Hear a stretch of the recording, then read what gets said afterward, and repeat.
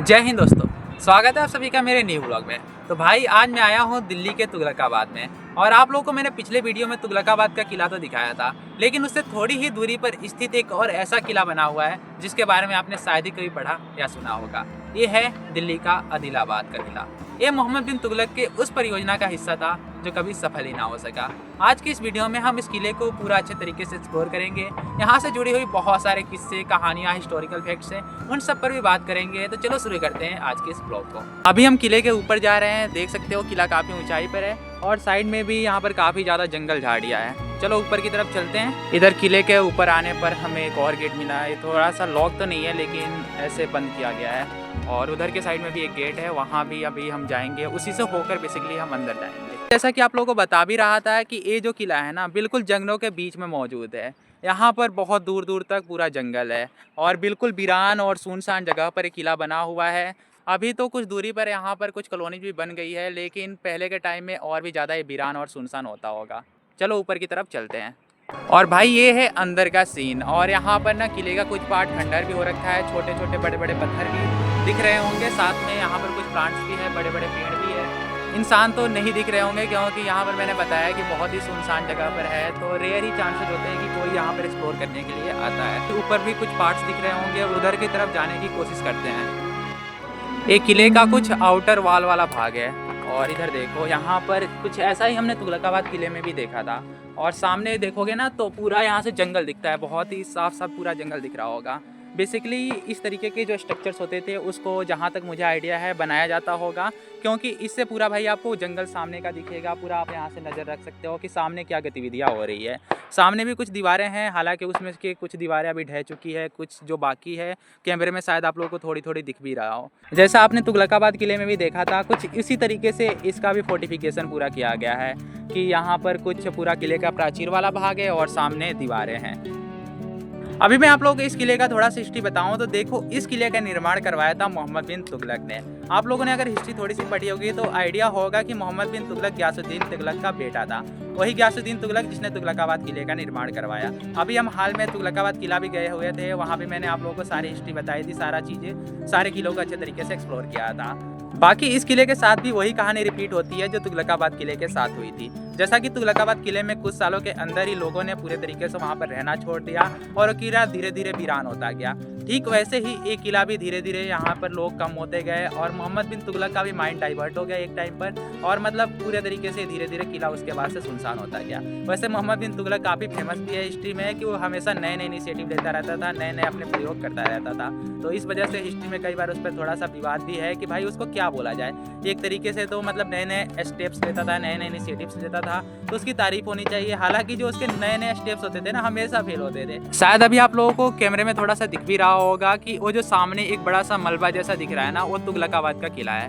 वहाँ पर अभी कुछ लोग भी मौजूद है, लेकिन कैमरा में उतना क्लियर तो नहीं आएगा, लेकिन फिर भी मैं आप लोगों को थोड़ा सा दिखाना चाहता था कि जो तुगलकाबाद का किला है और ये जो आदिलाबाद का किला है ना, दोनों एक तरीके से जुड़े हुए हैं। बीच बीच में वीडियो में आपको थोड़ी सी पटाखों जैसी ध्वनि भी सुनने को मिल रही होगी। इसके बारे में मैं स्पष्ट कर दूं कि देखो भाई, ये पटाखों की ध्वनि बिल्कुल भी नहीं है। सामने ही एक शूटिंग रेंज है जहां पर गोलियां चल रही है, तो थोड़ा सा डर भी लग रहा है। लेकिन अब भाई शूटिंग रेंज है तो पूरा उन्होंने सही तरीके से, सुरक्षित तरीके से डिजाइन कर रखा होगा, तो इससे थोड़ा सा डर कम हो रहा है। हालांकि ये पूरा गोलियों की आवाज़ है। सामने जो स्ट्रक्चर है ना वो आधा टूट रखा है। यहाँ पर आधी उसकी दीवारें बाकी है और आधी टूटी हुई है। यहाँ से इसके अंदर जाने का रास्ता है और अंदर चल के देखते हैं। अंदर पूरे तरीके से झाड़ियाँ उगी हुई है।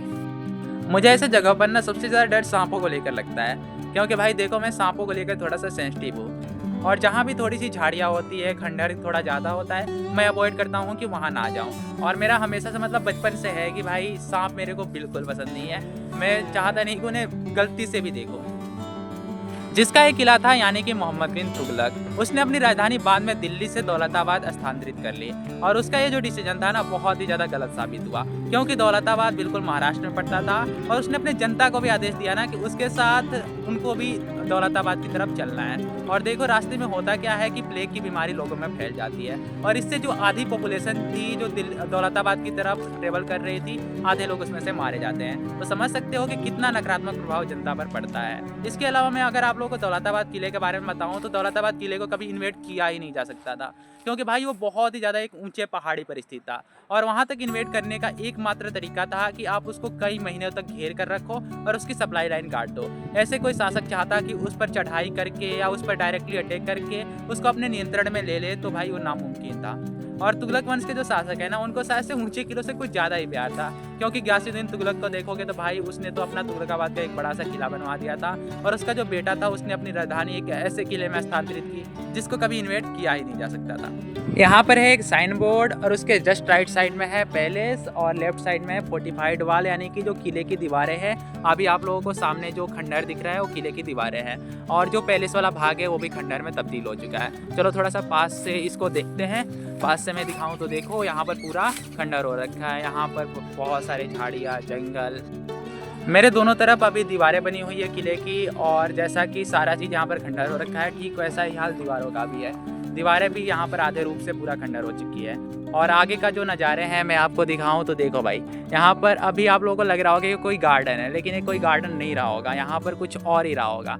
लेकिन जैसा कि पता है कि भाई खंडहर हो जाता है तो वहाँ पर झाड़ियाँ पेड़ पौधे अपने आप ही उग जाते हैं, तो ठीक कुछ ऐसा ही हाल यहाँ पर भी है। चलो थोड़ा सा एडवेंचर करते हैं और इन दीवारों के ऊपर चढ़ते हैं। अभी मैं इन दीवारों के ऊपर चढ़ूँगा। देखो भाई, अभी मैं इस दीवार के ऊपर खड़ा हूँ और यहाँ से किले का बहुत ही खूबसूरत सा व्यू नज़र आ रहा है। चारों तरफ मैं अगर आपको दिखाऊं तो देखो दूर दूर तक किले की दीवारें हैं, साथ में यहाँ पर किले के खंडहर भी है और जो सबसे खूबसूरत नज़ारा है ना वो सामने का है। सामने है तुगलकाबाद का किला और उसके जस्ट सामने है भारत का प्यारा सा झंडा। साइड में लोगों ने अपनी कॉलोनी पूरी बना रखी है, वो तो भाई हर जगह होता है तो उसको क्या ही बोलें आप। मोस्ट इम्पॉर्टेंट इन झाड़ियों से बच के रहना है, क्योंकि कई सारे झाड़ियों में इसमें कांटे लगे हुए हैं। अभी मेरे जूते के अंदर कुछ कांटे चले गए थे और भाई बहुत ही ज़्यादा मतलब नुकीली जो है ना वो कांटे हैं। मेरे तो मतलब एक हाथ में लगा था पूरा, वहाँ से ब्लड आने लगा था, तो झाड़ियों से थोड़ी दूरी बना के रखना। एक और चीज़ थी जो मैं अभी आप लोगों को बताना भूल रहा था, यहाँ पर आपको कुछ गैप्स बने हुए दिख रहे होंगे और इन गैप्स के बारे में बताऊँ तो देखो ये आपको हर किले में ही देखने को ऑलमोस्ट मिलेंगे और इन गैप का यूज बहुत ही ज़्यादा इंपॉर्टेंट है, क्योंकि यहाँ से सारा आपको किला के बाहर दिख रहा होगा। अगर कोई दुश्मन यहाँ से अटैक करने की कोशिश करता है तो यहाँ पर बेसिकली जो वेपन्स होते हैं, जो तोप होते हैं, उसको तैनात किया जाता है और सामने की तरफ हमला किया जा सकता है। बाकी मैं आप लोगों को बताऊं तो जो ये आदिलाबाद का किला है ना, ये तुगलकाबाद के किले से बहुत ज़्यादा छोटा है। तुगलकाबाद के किले को एक्सप्लोर करने में जितना टाइम लगे ना उससे आधा भी टाइम यहाँ पर नहीं लगेगा। इसी से आप समझ सकते हो कि मतलब ये जो किला है उतना बड़ा नहीं बनाया गया था जितना कि तुगलकाबाद का किला है। मेरे पीछे है एंट्री गेट और यहाँ से अभी हम करने वाले हैं एग्जिट। देखो स्टार्टिंग में जहाँ से हमने एंट्री की थी ना वहाँ से एग्जिट होता है, तो हमने पूरा उल्टा ही ट्रिप इसका कर लिया। कोई बात नहीं, मैंने किला तो दिखा दिया, अब हम नीचे की तरफ चलेंगे। अभी हमने किले से एग्जिट कर लिया है और मेरे साथ मेरा भाई भी है जिसने इस वीडियो को बनाने में बहुत ज़्यादा मेरी हेल्प की थी। और देखो भाई, अभी ऐसा सीन है ना कि मेरे चैनल पे ऐसे हिस्टोरिकल मोन्यूमेंट से जुड़े या ट्रैवलिंग के ब्लॉग्स आते रहते हैं, तो आप मेरे चैनल पर सब्सक्राइब भी कर सकते हो। हमेशा कुछ नया और यूनिक जानने को तो ज़रूर ही मिलेगा। तो मिलते हैं किसी और वीडियो में, तब तक के लिए गुड बाय, जय हिंद।